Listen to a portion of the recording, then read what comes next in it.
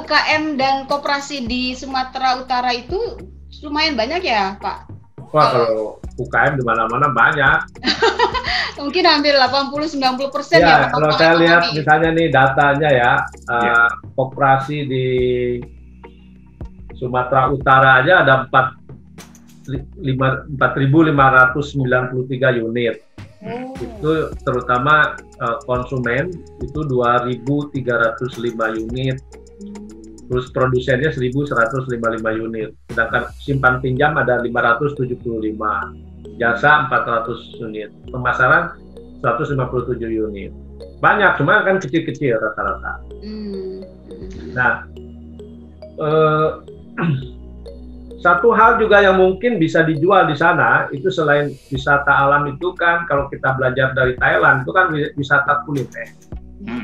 Nah, Sumatera Utara atau di Eropa, di Amerika, itu kan kopi Mandailing, kopi Sumatera ini kan bisa dinarasikan juga.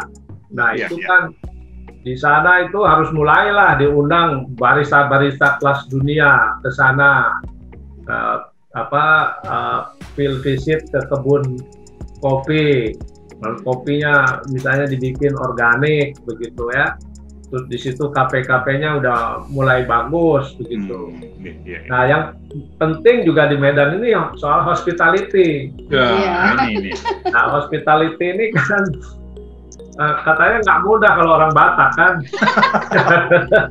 Nggak mau melayani semua raja soalnya, Pak, ya kan? Nah, tapi saya begini, saya dari pengalaman itu ya, daripada ngajarin orang Batak jadi orang Jawa itu sulit. Ya, atau ngajarin Batak orang Bali gitu sulit. Lebih baik dikasih info ke turisnya bahwa budaya orang Batak seperti ini. Jadi mereka datang tidak kaget. Gitu. Memang karakternya gitu. Dan malah menganggap itu sebagai atraksi. Ya iya, itu sesuatu yang lucu, kayak kita sudah mentoleransi budaya orang Madura, kan lucu. Harusnya begitu, daripada mengubah. Nanti yang kerja orang Batak sama orang Sunda, orang Bali, orang Jawa gitu kan. Jadi harus dibilang ya, Pak, kalau ada edukasi ke turisnya bahwa ini karakternya berbeda, budaya yang berbeda, bukan jahat. Sebenarnya jargonnya udah ada sejak dulu, Pak Menteri. Apa tuh? Ini Medan, Bung. Nah, itu. Itu kan udah kita yang paham itu kan mentoleransi kan. Nah, itu yang dilakukan. Iya, betul. Tapi bahkan itu sebenarnya orang Batak diaspora juga kadang kaget loh, Pak, kalau datang ke tempat-tempat turis di sana, karena mereka merasa dalam tanda petik nggak sivil gitu ya menghadapi tamu begitu. Jadi memang ada standar yang agak susah iya memang, tapi itu misalnya coba Anda kalau pernah ke New York begitu ya, begitu masuk hotel kan kita udah dikasih tahu tuh ancaman-ancaman kalau keluar malam ya, Anda ini banyak banget tuh warningnya. Kita jadi nyaman juga gitu loh. Kita tiru gitu. Nggak, maksud saya itu kan model-model seperti itu juga harus dilakukan. Gitu. Sebenarnya kalau orang Batak bekerja di restoran atau hotel yang berkelas ya, internasional lah, mereka bisa menyesuaikan diri. Nah, berarti kan sebenarnya bisa bisa juga ya.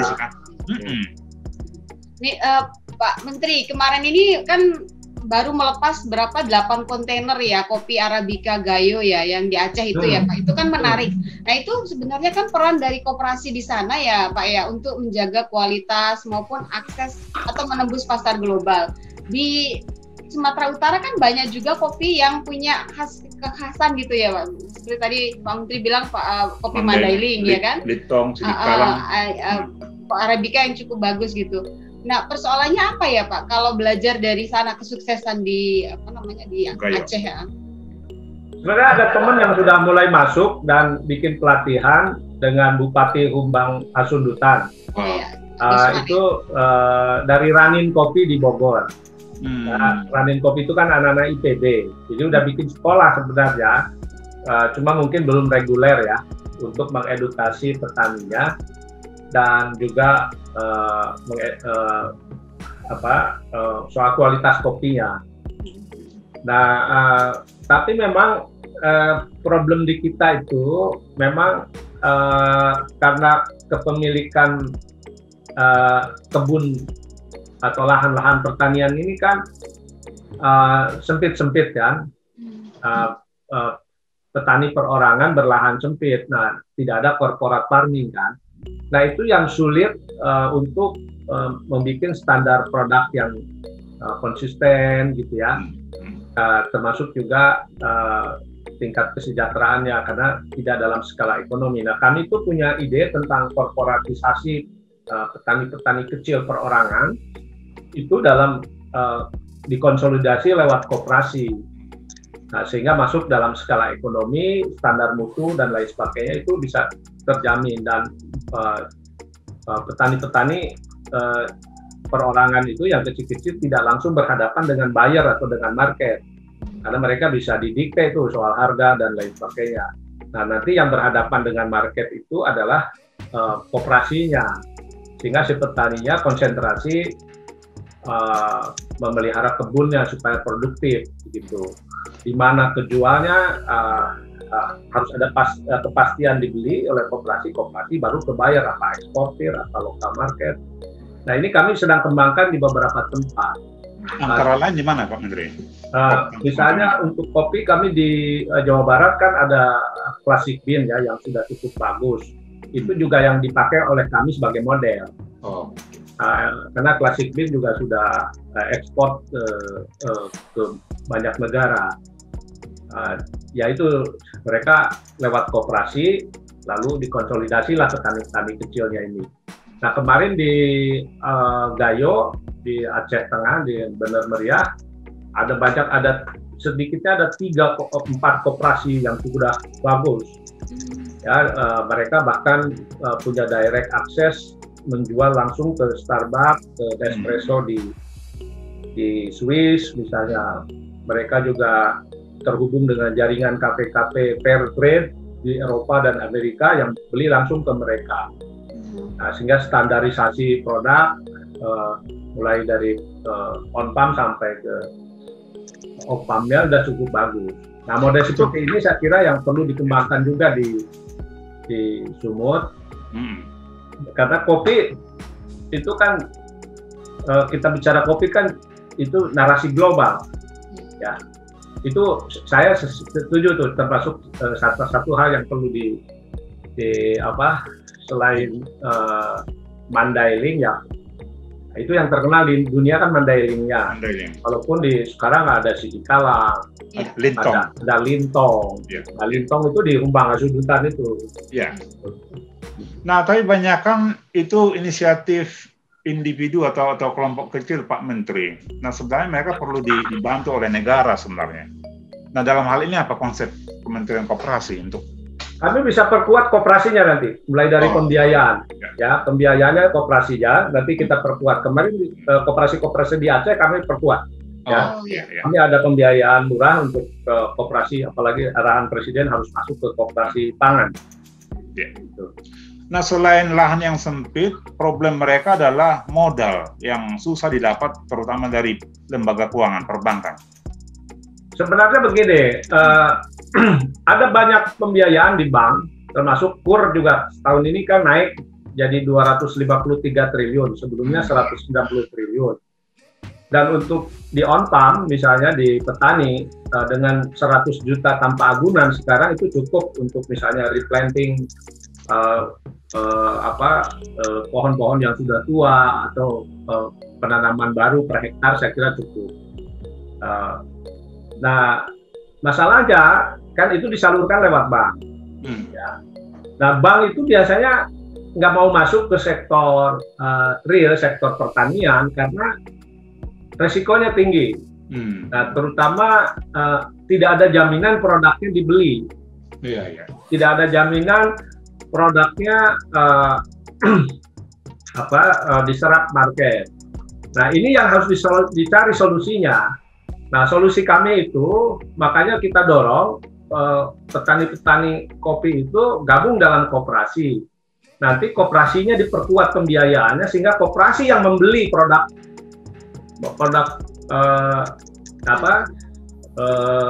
petani. Nah, kalau ada jaminan itu, bank mau masuk.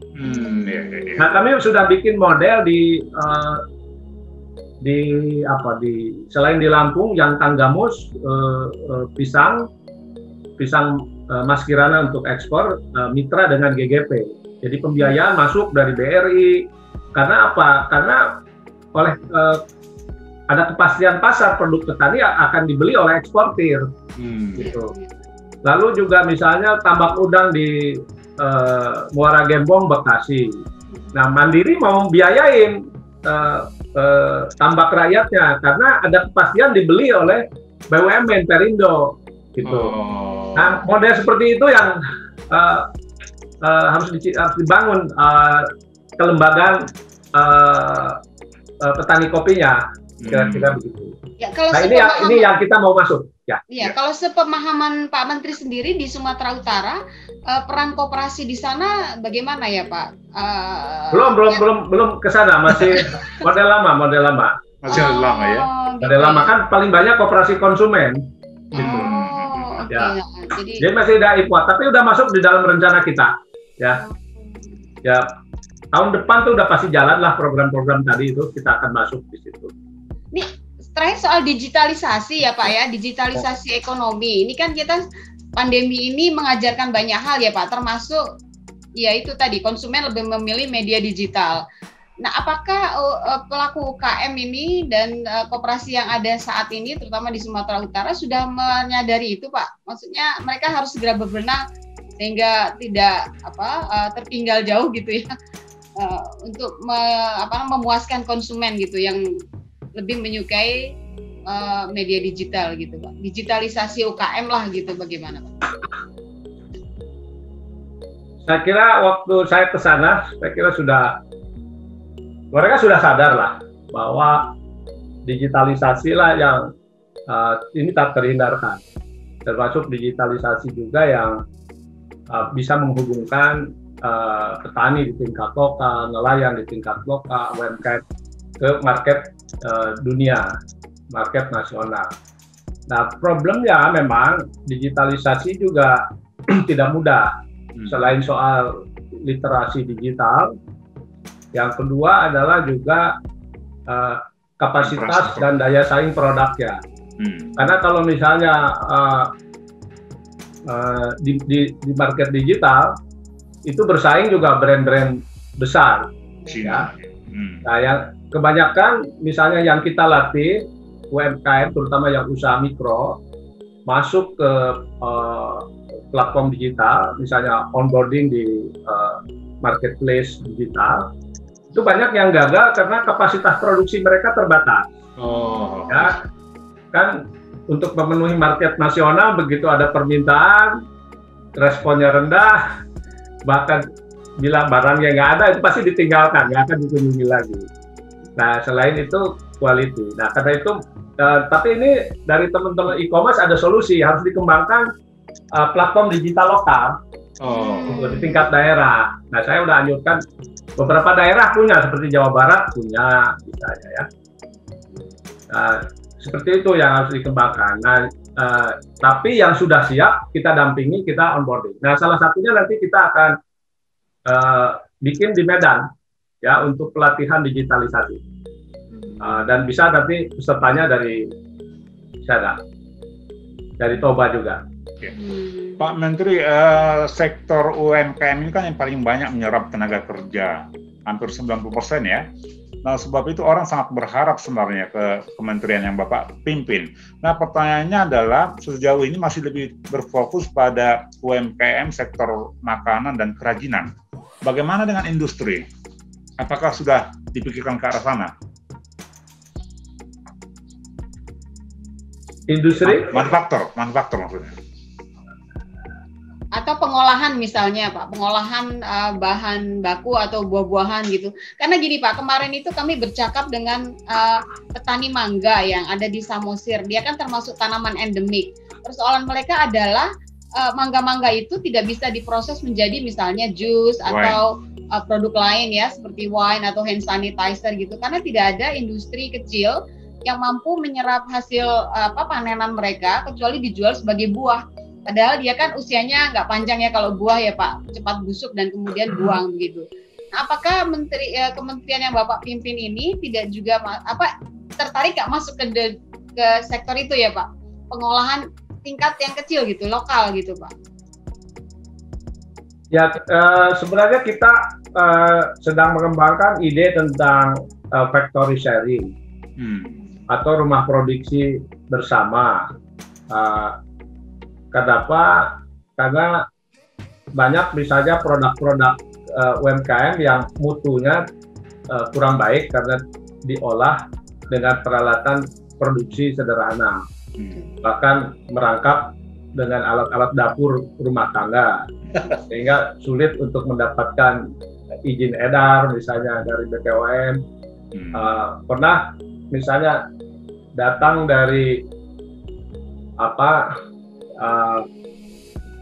Jepang misalnya, ada kerupuk yang bagus, keripik tempe yang bagus, ada kerupuk yang bagus di Indramayu, begitu dibikin di dapur nggak jadi. Yang kerupuk begitu datang, pabriknya besar, tapi sebelum masuk pabrik ada serokan yang jorok, balik lagi. Nah, itu ada problem itu. Termasuk juga ada di kawasan-kawasan produksi buah-buahan misalnya ya. Itu kalau panen raya terbuang gitu, tidak diolah. Nah, itu kami idenya tentang rumah produksi bersama. Nah, itu. Jadi kita bikinkan. Tapi saya lupa lagi apakah itu sudah masuk ke program yang untuk di Toba. Karena baru sedikit piloting di 10 daerah dan sudah dalam klaster. Artinya UMKM yang sudah terklaster gitu. Ya. Kalau di Toba saya kira belum, masih banyak hal yang itu. Tapi saya kira lokomotifnya memang harus pariwisata di sana. Iya ya. Ya, lokomotif pariwisata jadi prioritas dulu. Nah, baru ikutannya gitu. Jadi jangan kita besar-besaran memproduksi, lalu market demand-nya tidak di-create dulu. Nah, pengalaman dari Banyuwangi, market demand-nya gitu yang di-create gitu. Iya. Pak, itu kalau yang tadi model rumah produksi sharing itu jadi nanti pembiayaan akan di provide oleh Menkop atau bagaimana Pak? Idenya seperti apa kalau dari 10 pilot project yang sudah ada saat ini? Tadi Pak, yang soal rumah produksi sharing itu Pak, yang tadi sudah ada di 10 daerah yang tadi Pak Menteri sebutkan itu nanti modelnya untuk investasinya siapa yang membiayai ya Pak? Bisa koperasi, bisa dengan pembiayaan LPDB, bisa BUMD, ya perusahaan daerah, gitu. Bisa juga BUMN. Nah, misalnya yang factory sharing untuk UMKM di furniture, misalnya di Jawa Tengah, itu untuk pengolahan kayunya supaya hasil kayunya sekelas industri, gitu. Ya, diolah dengan benar, itu salah satunya koperasi. Tapi salah satunya nanti juga kita akan melibatkan BUMN. Jadi yang paling bertahan sebenarnya adalah UMKM di masa pandemi, seperti halnya di masa krisis moneter 98. Nah, pelajaran apa yang dipetik oleh Kementerian Koperasi UMKM dari masa pandemi ini, Pak? Masa pandemi itu begini. Kami bagi 3 kelompok UMKM. Yang pertama, yang sama sekali sudah tidak bisa berusaha. Misalnya, kegiatan usahanya terkait dengan lingkungan sekolah, kampus. Misalnya kuliner, warung, dengan kegiatan industri. Nah, kegiatan sekolahnya tutup, itu. Nah, ini memang udah nggak bisa ditolong. Nah, kegiatan usahanya, yaitu kita dorong untuk mendapatkan hibah lah, bansos. Nah, yang kedua, yang bisa bertahan tapi mengalami kesulitan keuangan karena omset turun, ya, omset turun. Nah, ini yang kita masukin dengan program restrukturisasi pinjaman. Jadi mereka bisa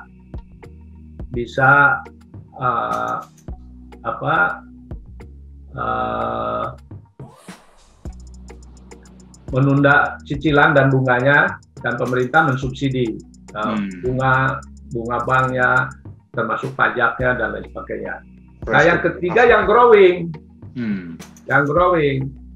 yaitu UMKM yang memang market demand-nya ada. Ya, misalnya perusahaan minuman, makanan minuman, ya, healthcare, termasuk home care. Karena di tengah masyarakat, di tengah pandemi kan daya beli masyarakat turun, sehingga konsumsi masyarakat kan terbatas ke